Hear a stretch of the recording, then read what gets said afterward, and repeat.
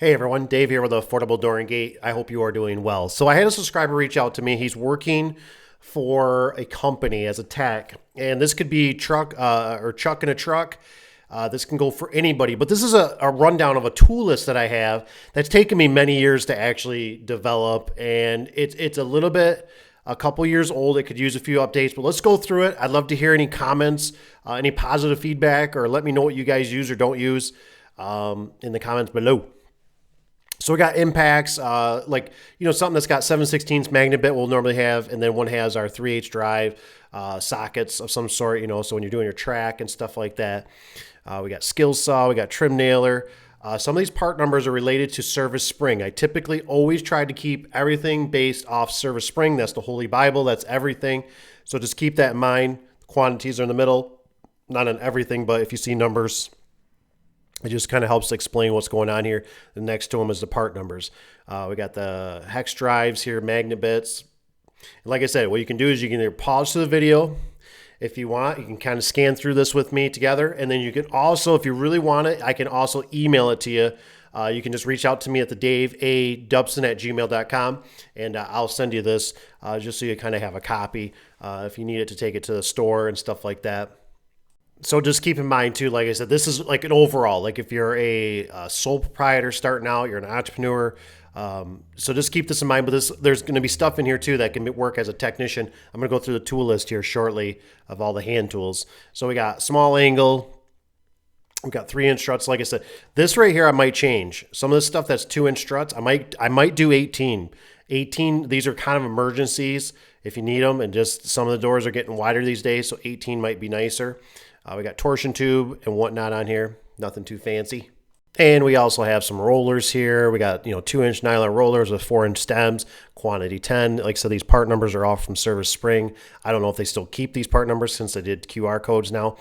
But you can see we got hinges. Typically with the hinges, we go with the heaviest gauge hinge. We don't screw with any light gauge because we just deal with commercial and residential and it just gets you out of a pickle. We got top fixtures on here. Got the cable keepers, which aren't the best, but they work. Slide locks, quantity 2, good to have. Let's see, we got some jam brackets on here. Those are just handy for commercial applications on the truck, just for certain things. 3-inch pulley. What do you use a 3-inch pulley? Mostly for, is that commercial? Not commercial, but extension springs is what I think of when it comes to mine. All right, some of the meat and potatoes here. So we got right here, we got the ratchet wrenches. I typically like the ones that are flat. This is just my opinion. I like the ones that are flat. I don't like the ones with levers for doing garage doors. I like them to be flat profile, not the angled. I used to really like gear wrench, but I feel like gear wrench, something happened. So if you know anything about gear wrench, if they sold or something, but I've had multiple of them fall apart on me. The gears will pop right out of them, and that's not even with hard use or extensive use. It's just, I bought a new pack, almost right out of the gates, they fell apart on me. So if you know a good quality gear wrench, put it in the comments below. I'd love to hear them. We got adjustable wrench, we got a hammer, we got rubber. Got spring clamps. Those just get you out of a bind. I like to carry multiple different spring clamps. The smaller, like the medium, and then the bigger ones. If you don't know what I'm talking about, look in the Service Spring book. Let's see. We got cable cutters, chain brake, Allen wrenches. Okay, so Allen wrenches, I typically like to go a little bit longer ones. Maybe what I'll do is I'll put a picture of it in here. Something particular like this. I like the little bevel spot on the bottom for it. That's just my preference. I like them being a little bit longer for more leverage. These have just worked out the best. I carry the metric and I carry the standard. So let's go down a little bit. We got the Allen wrenches. We got cable. Cable grip would be typically, there's a part number on there, but it's for a good come along. I don't know if I got a come along in here too. I like to have 2 come alongs. I like the strap ones, the metal ones. I do have a couple metal ones I carry that are heavy duty for commercial applications. So I carry like a pretty big come along. And then so you carry 2 of the commercial ones, which are the heavy cable ones. And then you carry 2 of the resi kind, I call them. They're the strap. You normally get them at, I think Tractor Supply is where I got most of mine. And then I like to carry a couple different kind of grapples. And what I mean by the grapples, I'm talking about what clamps onto the cable of the garage door to help either manipulate it, either lift it up or whatever you got to do with the garage door. I'll put a picture in it right here for you. So here is one. It's kind of more of a smaller one, which comes in handy. So I'd probably get 2 of these. This is kind of like the resi style, I call it. It's not as heavy duty. It's a little bit smaller. It doesn't have the kind of the spring load to it, but let me throw up the other one here too so we can look at that one. So basically a cable puller. This one's a little more heavy duty. It looks like the design has changed a little bit. I think the one I have is actually even better than this. This one looks a little like it's gotten cheaper on it. So, but I like to carry both of them. I just like to have options because you know how it is when you're in a pickle. It's nice to have options when you're in a real tight spot or you got people watching over you or it's a big commercial job that can come down, big door can come down and kill you. So be careful out there. Okay, so we got the Allen wrenches. We got the cable. So let's talk about these vice grips. These vice grips, I might carry a quantity of 6. I know I got 4 on here, but vice grips can just help you out in so many different ways, especially if you're running solo. I can do a lot with vice grips. If I have a commercial door that's crooked on me, you might want to carry some. So with vice grips, I typically try to buy a good brand. I don't care if you buy the vice grip brand or if you know a really good brand. This is particularly right here where my arrow's pointing is what I like to get in the track to pinch down. I like this adjustment on here. It's just easy to get to. Milwaukee is just one of them. There's other ones that make good ones. What I'm getting at is I try not to cheap out. Make sure you buy the bigger ones. Like I said, this would basically be to hold the door up if it was crooked on you and you got to get under the rollers. So you got to keep one side from not moving. You got to manipulate the door one way or another. Just get yourself a good set of vice grips. All right, I'm just highlighting some of these things because they might not be real spelled out. Here's another one, big channel locks. The big blues is what I like to call these. The big blues, something like this. These work really good. I've had these help me out so much in the residential to taking off cones to just getting in stuff where you need leverage. I like to carry the big blues, what I like to call them. We always call them around the shop. Get the big blues. Okay, so we got the big channel locks.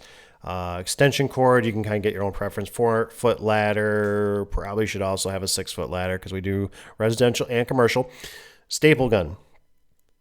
I typically like the staple gun to have round staples. You can get them at Lowe's and Home Depot. They sell them.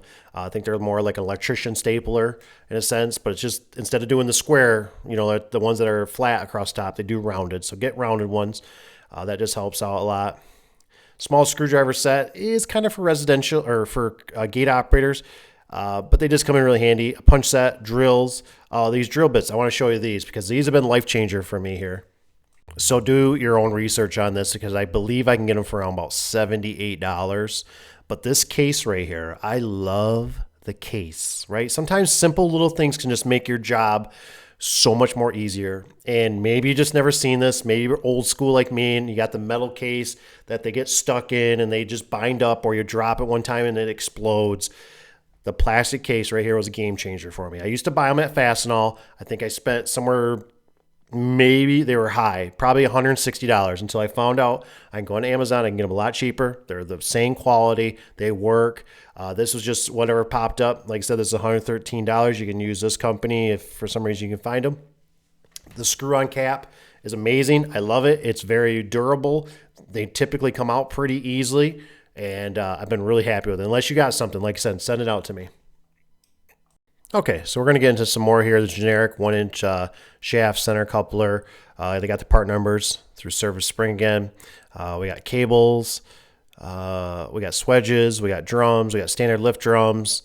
Like I said, this could be something helpful for you guys that are starting out. Didn't know how to really set up a truck yet. You need some parts. What should I have?